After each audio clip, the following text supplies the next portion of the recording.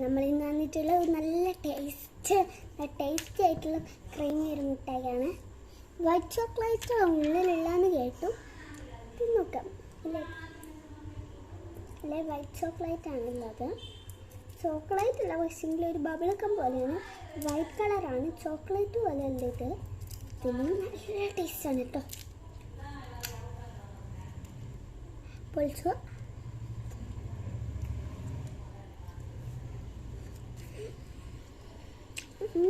നല്ല ടേസ്റ്റാണ്.